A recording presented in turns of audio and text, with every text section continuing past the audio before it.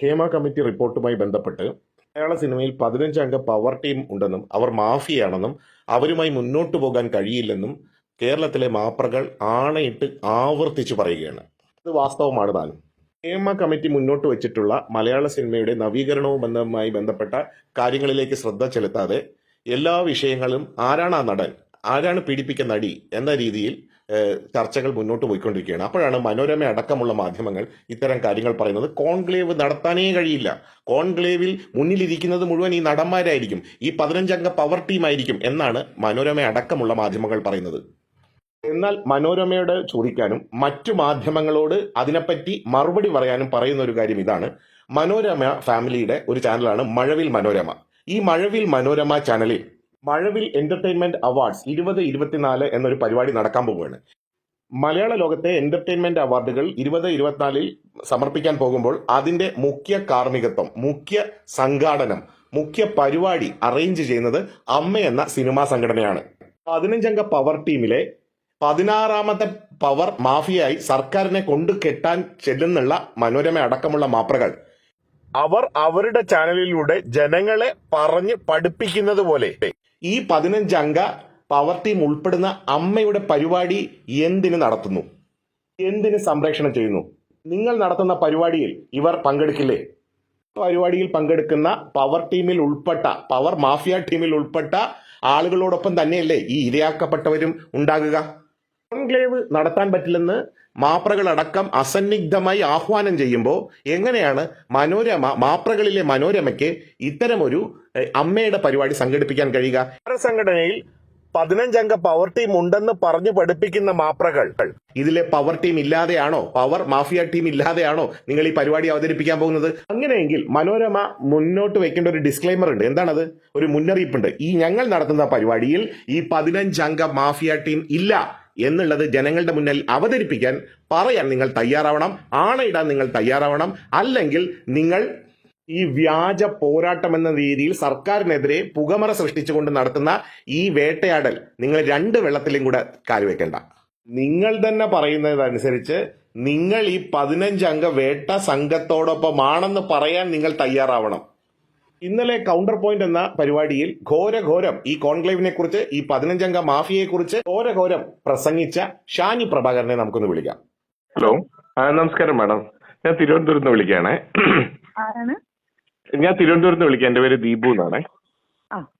Madam, ഇന്നലത്തെ counter പോയിന്റിൽ ചർച്ചയിലെ പിന്നെ അതെ അതെ അതെ ദീപു റെക്കോർഡ് ചെയ്യാൻ വിളിച്ചായിരിക്കുമല്ലോ അല്ലേ? അല്ല, അതിന്റെ ഒരു സംശയം ചോദിക്കാൻ വിളിച്ചതാ. ദീപു മനോരമയുമായി ബന്ധപ്പെട്ട സംശയമാണെങ്കിൽ മനോരമയുടെ എഡിറ്റോറിയൽ ഡയറക്ടറോട് സംസാരിച്ചാൽ മതി. അല്ല, ഇന്നലെ മാഡം നടത്തിയ ചർച്ചയുമായി ബന്ധപ്പെട്ട പ്രമുഖ ഈ പറയുന്ന എല്ലാ വിധത്തിലും നീതിക്കും മാത്രമേ നിൽക്കുകയുള്ളൂ എന്ന് പറയുന്ന മാധ്യമ പ്രവർത്തക അവരോട് ഈ കാര്യം ചോദിക്കാൻ, ഈ ഇരട്ടത്താപ്പ് ചോദിക്കാൻ വിളിച്ചപ്പോൾ കട്ട് ചെയ്തു പോവുകയാണ് ചെയ്തത്. മികച്ച എസ്കേപ്പാണ് അവർ നടത്തിയിരിക്കുന്നത്. ഷാനിക്ക് മറുപടി പറയാൻ കഴിയുന്നില്ല. അതുകൊണ്ട് ഷാനിയുടെ തന്നെ നിർദ്ദേശാനുസരണം ഷാനിയുടെ മാനേജിംഗ് എഡിറ്ററായ സൂപ്പർവൈസറായ ശ്രീ ജോണി ലൂക്കോസിനെ നമുക്കൊന്ന് വിളിക്കാം. ഹലോ, ജോണി ലൂക്കോസ് സാറല്ലേ? സാറേ, ഞാൻ തിരുവനന്തപുരത്ത് നിന്ന് വിളിക്കുകയാണ്. ഒരു ഡൗട്ട് ചോദിക്കാൻ വേണ്ടി വിളിച്ചതാണ്. കാരണം ഇന്നലെ നിങ്ങളുടെ മനോരമയിലെ കൗണ്ടർ പോയിന്റിൽ ഒരു കാര്യം പറഞ്ഞപ്പോൾ അതിന്റെ ഒരു ഡൗട്ട് ചോദിക്കാനാണ്. ഞാൻ ഷാനി പ്രഭാകരനെ വിളിച്ചപ്പോൾ മാനേജിങ് നിങ്ങളെ പോലുള്ള ആൾക്കാരെ വിളിക്കാനാണ് പറഞ്ഞത്.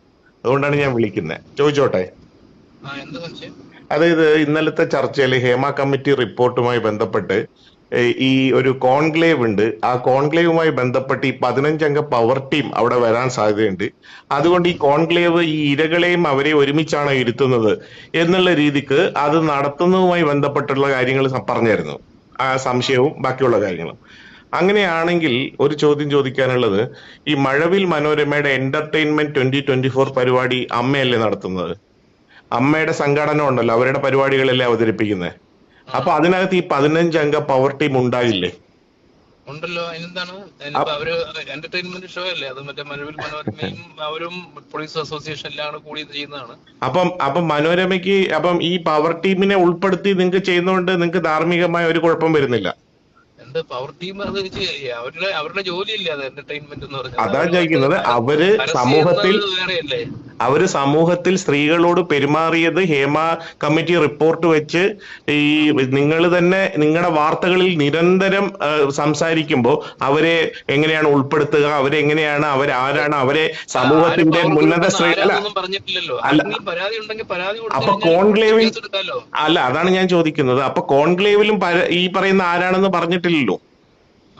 അപ്പൊ പിന്നെ എങ്ങനെയാണ് കോൺക്ലേവിനെ കുറിച്ച് കുറ്റം പറയുകയും നിങ്ങൾ നടത്തുന്ന പരിപാടിയിൽ ഈ പറയുന്ന സ്ത്രീ പീഡകരെ തന്നെ 15 അംഗ പവർ ടീമിനെ തന്നെ ഉൾപ്പെടുത്തി മനോരമ അവരെ പ്രൊജക്ട് ചെയ്ത് നിർത്തുമ്പോൾ അവരാരാണെന്ന് അറിഞ്ഞൂടാ, ആരൊക്കെയോ ആയിരിക്കാം. അല്ലെങ്കിൽ നിങ്ങൾ പറയുന്നുണ്ടോ ഈ പവർ ടീം അംഗങ്ങൾ നിങ്ങൾ അല്ലേ ഈ നമ്മുടെ സതീശൊക്കെ അല്ലേ പിന്നെ പ്രതിപക്ഷ നേതാവൊക്കെ അല്ലേ കോൺക്ലേവിന് മറ്റവരെ പങ്കെടുപ്പിക്കരുത് എന്നും പറഞ്ഞുകൊണ്ട്. അപ്പൊ മനോരമയ്ക്ക് അങ്ങനെ അഭിപ്രായമില്ല.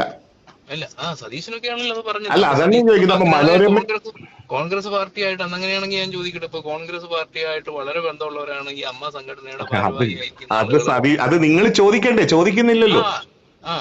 നിങ്ങളുടെ മനോരമ ചാനൽ ഈ ചോദ്യം 1 മില്യൺ സാർ ഒരു സെക്കൻഡ് $1 മില്യൺ ക്വസ്റ്റ്യൻ ആണ് അങ്ങ് ചോദിച്ചിരിക്കുന്നത്. സതീശന് ഈ പറയുന്ന അമ്മയിലെ ഈ 15 അംഗ പവർ ടീമുമായി ബന്ധമില്ലേ എന്ന് അങ്ങ് ചോദിക്കുന്ന ചോദ്യം എന്തുകൊണ്ടാണ് മനോരമയുടെ ഈ ചർച്ചകളിൽ ചോദിക്കാത്തത്?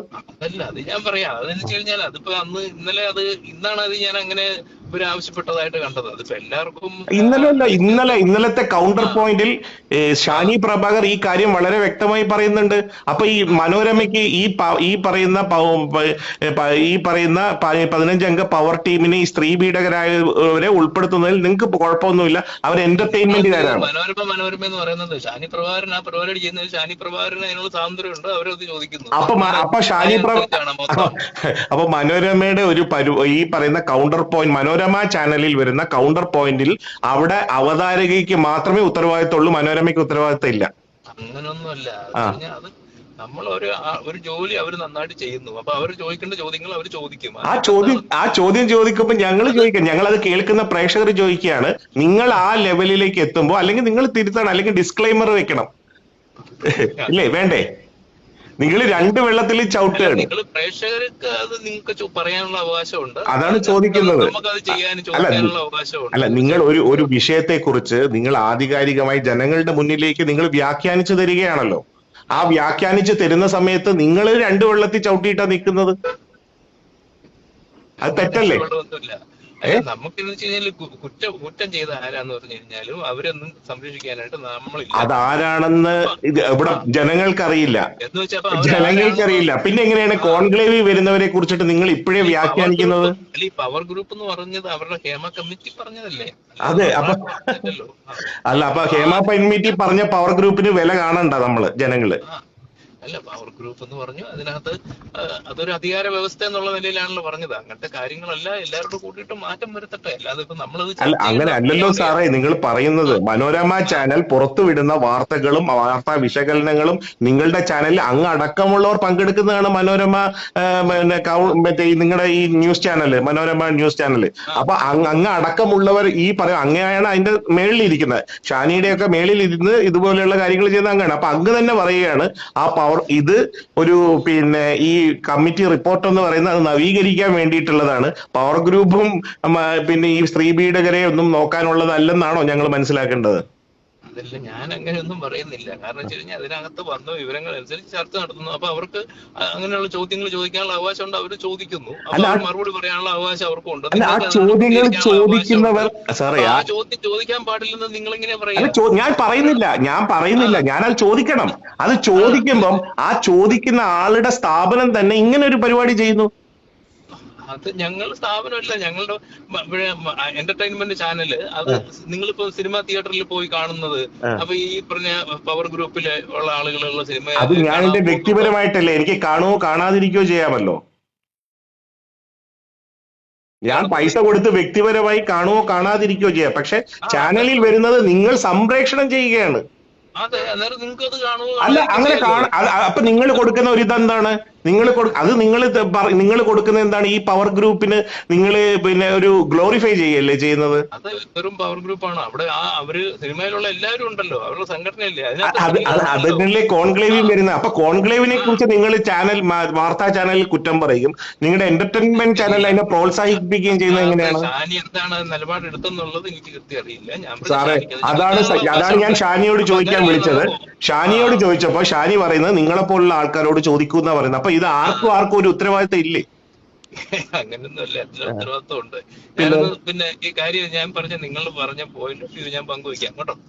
ഇത് ശരിയല്ല. ഒന്നില്ലെങ്കിൽ നീ ഡിസ്ക്ലൈമർ വെക്കുക, ഇതുപോലെ ഞങ്ങൾ 15 അംഗ ടീം ഞങ്ങൾ നിരുത്സാഹപ്പെടുത്തുന്നു, ഞങ്ങളില്ല എന്നൊക്കെ പറയാ. അല്ലാതെ ഈ 2 വെള്ളത്തിലും കാലി ചവിട്ടി പോകല്ലേ സാറേ, അത്രേ ഉള്ളൂ. ഏതായാലും താങ്ക് യു. വണ്ടി ഓടിക്കാം. അങ്ങനെ അദ്ദേഹവും ഒഴിവായി നൈസായി രക്ഷപ്പെടാനുള്ള ശ്രമമാണ് നടത്തുന്നത്. സർക്കാർ നടത്തുന്ന കോൺക്ലേവിനെ കുറിച്ച് വ്യാപകമായി നിങ്ങളുടെ ചാനൽ നിങ്ങൾ തന്നെ അവതരിപ്പിക്കുന്ന കൗണ്ടർ പോയിന്റിൽ ഇത് ഈ 15 പേരടങ്ങുന്ന മാഫിയ ടീം ഇതിനകത്ത് ഉണ്ടാകുമല്ലോ, അവരെ മുൻനിർത്തി എങ്ങനെയാണ് ഇവരെ കൂടി അവിടെ ഇരുത്തുക, ഈ ഇരയായവരെ കൂടി അവിടെ ഇരുത്തുക എന്ന് നിങ്ങൾ ചോദിക്കുമ്പോൾ നിങ്ങളുടെ തന്നെ ചാനൽ പരിപാടിയിൽ ഈ 15 അംഗ മാഫിയ ടീം ഇല്ലാതെയാണോ പരിപാടി അവതരിപ്പിക്കുന്നത്? അങ്ങനെ അവതരിപ്പിക്കുമ്പോൾ ഈ 15 അംഗ ടീമിൽ ഉള്ള ആളുകൾ നിങ്ങളുടെ പരിപാടിയിൽ അവതരിപ്പിക്കുന്നില്ലേ? അവരെ ഒഴിവാക്കിയാണോ നിങ്ങൾ ഈ പരിപാടി ചെയ്യുന്നത്? ഇത് പൊതുജനങ്ങളുടെ മുന്നിൽ നിങ്ങൾ പറയേണ്ടതാണ്.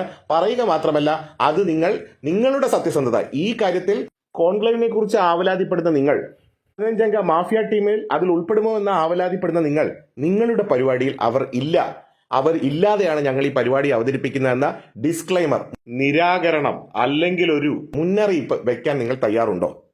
അല്ലെങ്കിൽ നിങ്ങളുടെ ഈ പരിപാടി ഉപേക്ഷിക്കാൻ നിങ്ങൾ തയ്യാറുണ്ടോ? പറയുന്നതിനും പ്രവർത്തിക്കും 2 രീതിയിലാവരുത് ഷാനി.